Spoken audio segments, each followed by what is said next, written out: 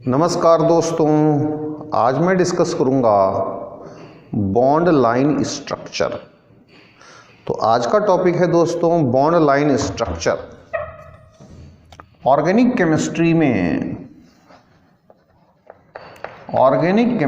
में bond line structure की जरूरत पड़ती है।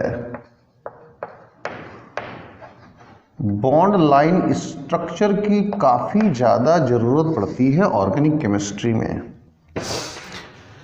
तो बॉन्ड लाइन स्ट्रक्चर के लिए आपको किसकी ज़रूरत पड़ेगी? आपको ज़रूरत पड़ेगी ग्रॉसमैन रूल की। पहली बात, बॉन्ड लाइन स्ट्रक्चर होते क्या है वो भी बताऊंगा मैं आपको। ग्रॉसमैन रूल क्या होता है वो भी बताऊंगा मैं आपको। ग्रॉसमैन रूल की जरूरत पड़ेगी। तो दोस्तों, हम ऑर्गेनिक मॉलिक्यूल्स को CH3 CH2 इस फॉर्म में लिखते हैं। तो बहुत बार इस फॉर्म में कार्बन हाइड्रोजन की फॉर्म में ऑर्गेनिक कंपाउंड्स को लिखने में काफी टाइम लगता है। तो ग्रॉसमैन ने सोचा कि क्यों ना इसे हम थोड़ा सा अलग तरह से रिप्रेजेंट कर दें। तो ग्रॉसमैन ने रूल नंबर 1 दिया। ग्रॉसमैन का रूल नंबर 1 दिया। उसने कहा each terminal of a bond represents a carbon and bonded hydrogen atoms। हर एक टर्मिनल, जैसे कि दोस्तों CH3 है, तो इसको किस तरीके से रिप्रेजेंट किया जाए? ये खींच दो। तो जो आपने खींचा तो एक टर्मिनल ये हो गया, एक टर्मिनल ये हो गया। किसका टर्मिनल है? बॉन्ड का टर्मिनल है। एक टर्मिनल ये हो गया। किसका टर्मिनल है? बॉन्ड का टर्मिनल है। तो this is the terminal of the bond, this one also is the terminal of the bond, and the terminal of bond will represent carbon and hydrogen atoms. Hydrogen atoms, इसको represent किया इस terminal से। ये भी क्या करेगा?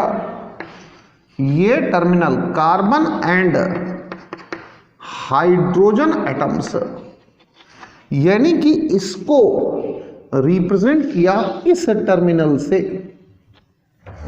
अगला example लेते। इसका मतलब सिंपली CH3 ना लिख करके सीधा आप ऐसे बॉन्ड मार दो। तो जहां पर भी ऐसे बॉन्ड मार लिखा हुआ मिलेगा वहां पर आपको CH3 समझ जाना है। आगे देखिएगा, CH2 डबल बॉन्ड CH2, इसको हम कैसे रिप्रेजेंट करेंगे? बस ऐसे लगा दिया, हो गया। ये terminal carbon and hydrogen atoms के लिए है, यानी कि ये पूरा इस टर्मिनल से रिप्रेजेंट हो रहा है। ये जो टर्मिनल है ये भी कार्बन एंड हाइड्रोजन एटम्स के लिए है। इसका मतलब ये पूरा इस टर्मिनल से रिप्रेजेंट हो रहा है। हम कह सकते हैं CH2 डबल बॉन्ड CH2 ना लिख करके आप ऐसे लिख दोगे तो इसका मतलब CH2 डबल बॉन्ड CH2 ही होगा।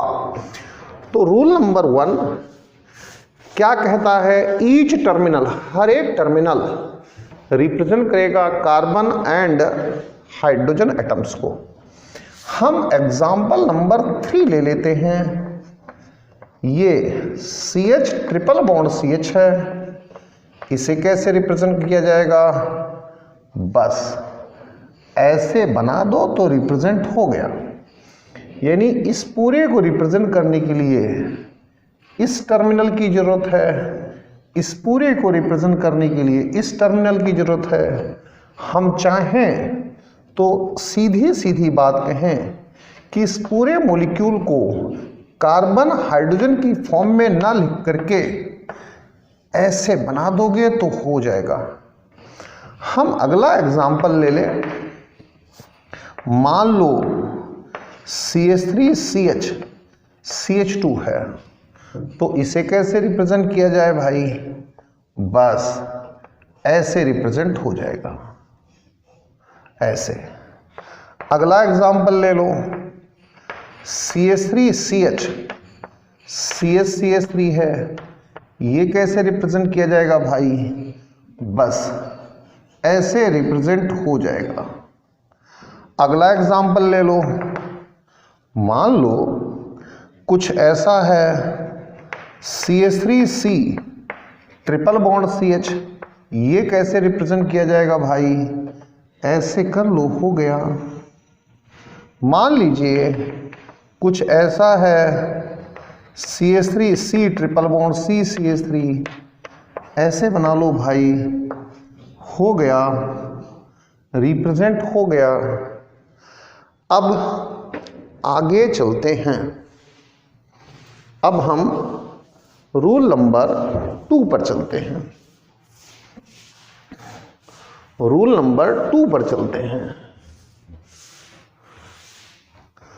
रूल नंबर 2 पर चलते हैं। तो रूल नंबर 2 क्या कहता है, each bent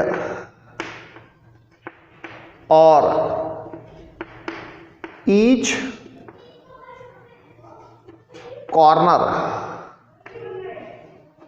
represents a carbon and associated hydrogen atoms. Associated hydrogen atoms. हर एक बेंट, यानी कि अगर CH3 CH2 CH3 है तो क्या करें, हम इसे ऐसे लिखेंगे, ये ऐसे लिख देंगे, ये रिप्रेजेंट होगा इससे, ये रिप्रेजेंट होगा इससे, ये रिप्रेजेंट हो जाएगा इससे। तो हम चाहें तो लिख सकते हैं क्या, CH3 CH2 CH3, ये इतना लंबा ना लिख करके आप इसे ऐसे बना दो। अगला एग्जाम्पल देख सकते हैं, CH3 CH2 CH2 CH3, इतना लंबा ना लिख करके ऐसे बना दो, 1 2 3 4 1 2 3 4। तो जो ये बेंट है या कॉर्नर है, ये भी रिप्रेजेंट करेगा carbon and associated hydrogen atoms को रिप्रेजेंट करेगा। अब थोड़ा सा आगे चलते हैं, हम आगे चलते हैं रूल नंबर 3 पर। There is no method, there is no any method of representation of heteroatoms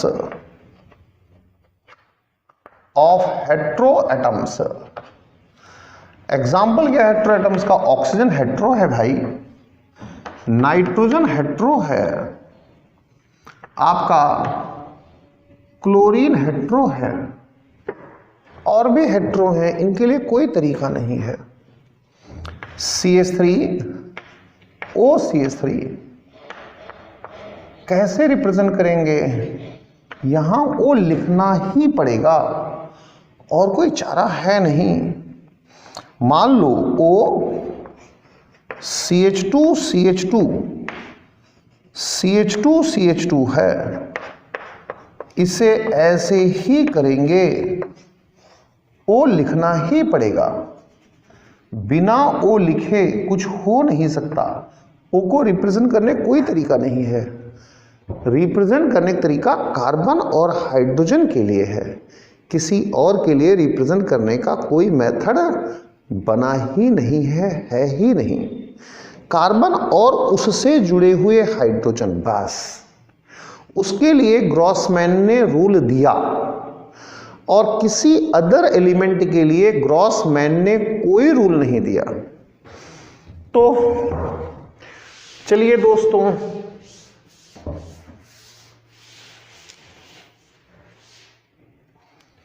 अब चलते हैं आगे। मान लो CH3 CH2 NH CH2 CH2 CH3 है, तो दोस्तों नाइट्रोजन के लिए कोई तरीका है ही नहीं रिप्रेजेंट करने का। इसे ऐसे बना दो, NH तो रहेगा ही रहेगा, ऐसे बना दो, बात खत्म है, बात खत्म है। मान लो ऐसा है कोई CH3N CH2 CH3 CH2 CH2 CH3, भैया कार्बन हाइड्रोजन के लिए रूल है, तो इसे कैसे लिखोगे? ये N इस तरीके से, इस तरीके से, इस तरीके से। रूल कार्बन हाइड्रोजन के लिए है, कार्बन और उससे जुड़े हुए हाइड्रोजन के लिए है, रूल नाइट्रोजन के लिए नहीं है। रूल कार्बन और उससे जुड़े हुए हाइड्रोजन के लिए है, रूल नाइट्रोजन के लिए नहीं है। इस बात को आप अच्छी तरीके से पकड़िए, समझिए, कंसीडर करो आप कि कुछ इस तरह से है, O CH CH CH ऐसा कुछ है। तो इस ऑक्सीजन के लिए कोई रूल नहीं है दोस्तों, इसे तो आपको लिखना ही पड़ेगा। कार्बन और उससे जुड़े हाइड्रोजन के लिए रूल है। ग्रॉसमैन ने कार्बन और उससे जुड़े हुए हाइड्रोजन के लिए रूल दिया, अदर एलिमेंट्स के लिए कोई रूल नहीं है। Thank you very much, thanks a lot. यहाँ पर मैंने ग्रॉसमैन रूल को फिनिश कर दिया है। नट अ सेल ग्रॉसमैन रूल इतना कहता है कि कार्बन और उससे जुड़े हुए हाइड्रोजन को आप या तो बॉन्ड के टर्मिनल से रिप्रेजेंट कर दीजिए या फिर कॉर्नर से रिप्रेजेंट कर दीजिए, किसी अदर एलिमेंट्स के लिए कोई रूल नहीं है। Thanks a lot, thank you very much.